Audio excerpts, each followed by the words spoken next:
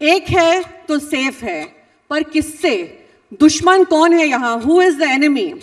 पहली नजर में तो ये नारा एकता का अपील लगता है, लेकिन गहराई से सोचे तो ये अपने उद्देश्य, प्रभाव और भारत के विचार और संविधान उसकी भावना के साथ मेल ही नहीं खाता है।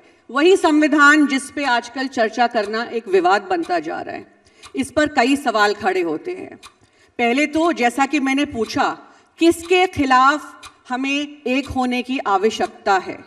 हमारे देश भारत में इस तरह की अस्पष्ट भाषा खतरनाक रूप से विभाजनकारी हो सकती है।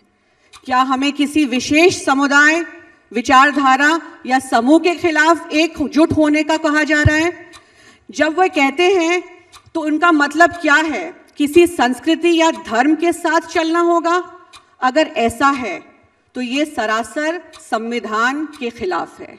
देश के हर नागरिक को अधिकार है उनकी अपनी पहचान का। किसके खिलाफ हमें एक होना चाहिए? फिर से पूछती हूँ, राजनीतिक असहमति, अल्पसंख्यकों या फिर उन लोगों के खिलाफ जो सरकार से सवाल करते हैं?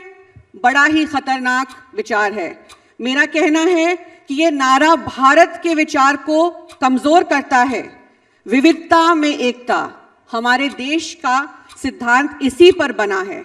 Language, culture, region, religion. Shahzad भाई ने जैसे कहा, जी बचपन में हमने सीखा और बच्चों को भी यही सिखाया है, unity in diversity. What does this slogan say about the establishment?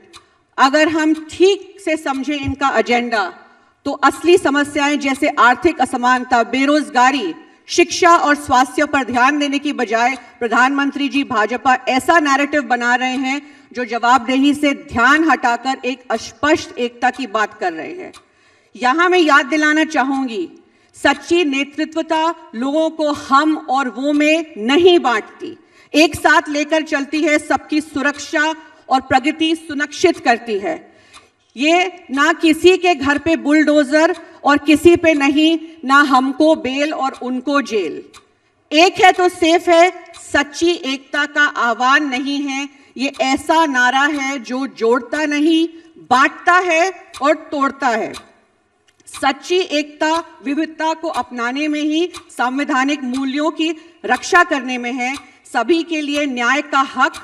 हमने तो संविधान से यही सीखा है। I want to end by saying, like I always do, a united India is a safe India.